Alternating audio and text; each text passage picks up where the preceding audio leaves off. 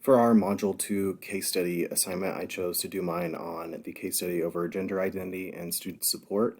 I chose this one in particular because at the district that I work at currently, Goddard High School, we actually have a pretty large community of transgender or gender questioning students. So I felt that this was pretty relevant to the type of students I have in class, and I felt like it was something that would be beneficial for me to kind of look through some research and yeah, so that's why I chose this one.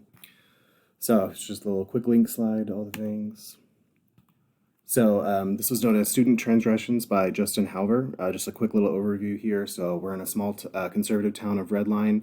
We have a group of faculty members that are meeting to discuss a student named Keith who seems to have been struggling with gender identity as well as what other faculty members argue is attention-seeking behavior. Key characters, we have Miss Regis. She's the school counselor. She comments that she has not seen a transgender questioning student in her career. She's largely unsure of how to proceed with Keith, but she is worried about his well-being as well as him dropping out and maybe some potential self-harm. We also have Mr. Guler. I don't know if I'm pronouncing that right. He's a veteran science teacher. He speaks about Keith's habits of disruption, specifically noting issues from prior years. And Mr. Thomas is a math teacher. He is the one that sent Keith to office to stop an uproar from his students in his first period class after Keith arrived to class wearing a blonde wig and requesting to be called Cabriana. And then we also have Miss Dean. She is a first-year social studies teacher. She's originally from New York, but she was placed by Teach for America in Redline. She largely feels like an outsider in this group. She has more experience with transgender students just because of the community that she came from. So she's largely advocating for Keith's well-being and making sure to address the issues of bullying. And then lastly, we have Miss Jackson. She is the Dean of Discipline and English teacher, and she believes that Redline is not the place for Keith's type of behavior. So just like a quick kind of conclusion here, the case study leaves off with Miss Regis being asked whether or not she believes that Keith should be transferred schools to a more suitable district, or if the faculty should work to combat bullying and work to create a school environment that is welcoming to all students, regardless of their gender identity. She notes that she's unsure of whether or not the decision to transfer districts would be beneficial to Keith, and if he even wants to transfer in the first place. So she understands the traditional values of Redline, and she's unsure of if widespread change is really even possible in this district. So a little bit of background about some laws and ethics. So we have FERPA. This is going to be a federal law that protects the privacy of student records. This specifically allows for students to change their name in the system and also to change their gender mark. Students are not allowed to do this on their own. It is the right by their parents, so they have to get permission from their parents, which would have to fill out paperwork to have these changed. I actually have a student, a previous student of mine, who recently went through this process and was able to get their name changed officially in the system, so that way their student email no longer has their dead name, and when they are like assigned seats and stuff, they never get dead named by their new teachers. Once these students turn 18, they can legally do this on their own, but again, before that point, it is by the right of the parents to make this decision. We also have Title 9. It's going to be a prohibition of sex discrimination. Basically, this is sort of on the fence right now. It's sort of an unsettled debate on whether or not this really gives transgender students protections underneath this policy here. State laws are also pretty important. We have 19 states here in the U.S. that have laws specifically that prohibit gender-based identity or gender identity-based discrimination. Kansas, however, is not one of those. Interestingly enough, Kansas does have some policies put into place for their sporting authority, so KSH or KSHAA.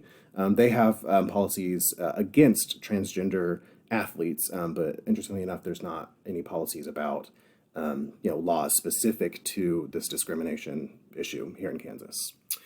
District policy. Many school districts also have policies that protect the rights of their transgender students. Again, Goddard is not one of these. I am not 100% sure that any of the districts around this area have this, potentially maybe Wichita, but again, not something that we do at our district here. So some analysis. Something I kind of pulled a lot from is known as the Trevor Project. This is something that our librarian kind of told me about. Again, I have a pretty large population of transgender or students that are questioning their gender identity and things along those lines. So this is just something that was kind of brought to my attention, first and foremost by a student, and then after some, asking around, this was something, a resource that was given to me by the leader of our GSA group, which is the Gay Straight Alliance, which is something that Goddard does have, which is good. But basically this graph here just kind of shows like bullying experiences among LGBTQ youth. So you're going to have basically your regular middle school students, high school students, and we also have those that are transgender or non-binary, and they also have cisgender LGBTQ. So cisgender being someone that identifies as their own biological born gender. So someone that was born a male and is as a male. Yeah. So this kind of like breaks that down. You can see that, unfortunately, there is a lot of bullying regardless, but you can see that statistically it is largely more difficult for those that have gender identity issues as well. Some other statistics I found really kind of sad and surprising is that 75% of transgender students feel unsafe at their school due to their gender expression. Now, this data is from 2021, but obviously that's pretty current. And 75%, three-fourths, so 3 out of every 4 of our transgender students don't feel safe in their own school. That's obviously a statistic that I don't think anybody can be happy with. Below that, we also have 41% here of transgender or gender questioning people have attempted suicide. So almost half of all of our transgender students have at some point tried to take their own life, or at least, thought about it. So that's obviously not another statistic that anyone could be happy with. So some further analysis, I think one of the largest issues here is a lack of inclusion. I was looking through a couple of research papers, and something that was, pretty common was the fact that we just don't really have, educational information about transgender or gender identity students. And actually, recently, Goddard went through a whole situation that was sort of national news where several of our library books were pulled from shelves because of this specific kind of content found in them. There was a whole debate over it. Eventually, the books were returned. They are, back in the library, but there was a whole discussion about, whether or not these were appropriate for high school students and whether, this was something that we wanted our students to be exposed to. Basically, the argument boiled down to, students should have the rights to choose what books they want to read. And if parents don't feel comfortable with what books they choose, they are, they have the right to not allow their students to, but we should not allow other students just because you don't want yours. That was kind of the whole thing. So I think that while discussions of gender identity have become more commonplace, transgender and gender identity students have always lacked with a lack of inclusion exposure in public education. So if you don't learn about something, it's going to seem very, different to you, and it can get easily ostracized. Whereas if it's something that you've been exposed to, it might be something that you are less, likely to ostracize.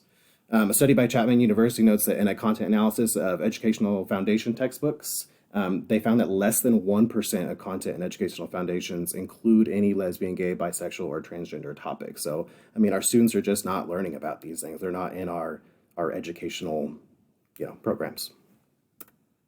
So what can we do? Advocate. Many of our LGBTQ students may not have any outside support, even at home. Be open, willingness to educate yourself on a topic you previously may not have been, or you previously may have been uncomfortable with. Collaborating, working with your LGBTQ community to make your school a little bit more inclusive.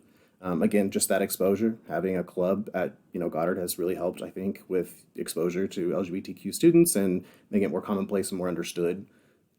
Defend, protect the privacy and well-being of your students as well. So they are going to be at higher risk for bullying and self-harm. So protecting their privacy if they don't wish to be, a known transgender person, that's something that you should obviously protect their privacy, especially, as a teacher having access to their private records.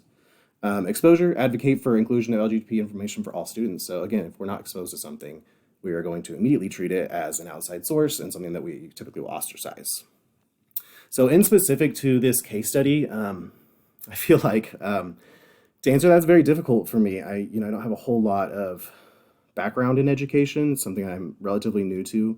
I do have a little bit of experience with transgender students, but I think that the situation that Keith is in is, I don't know that there's enough information. So it seems to me that, we have a new teacher coming in that believes that this, is a cry for help or someone that is genuinely going through a gender, discovery or something along those lines. And then we have some veteran teacher there that believe that the student is just, wanting attention, may still be concerned for their, well-being, but just, think that it's more a cry for attention than really anything else.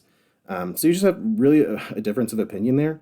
I do appreciate that, the counselor and Ms. Dean were more concerned about, the actual mental well-being of Keith and knowing that he's at higher risk for, harm or suicide or things along those lines.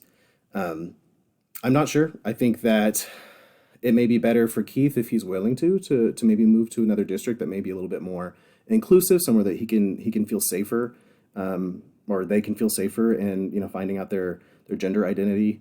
I do think the wig brings on a specific caveat to it. I know we've had a lot of issues with wigs at our school, and then just like hat covers in general and things along those lines. And when I think back when I was in high school, I don't even think that we were allowed to have different colored hair. And we've come a long way in this aspect. But again, I think that many characters in this case study note that the climate of Redline is just something that's very conducive to this. So in the long run, is it better for Keith to move to somewhere that is better for them, or is it better for the community to try and adopt these new ideals and move forward?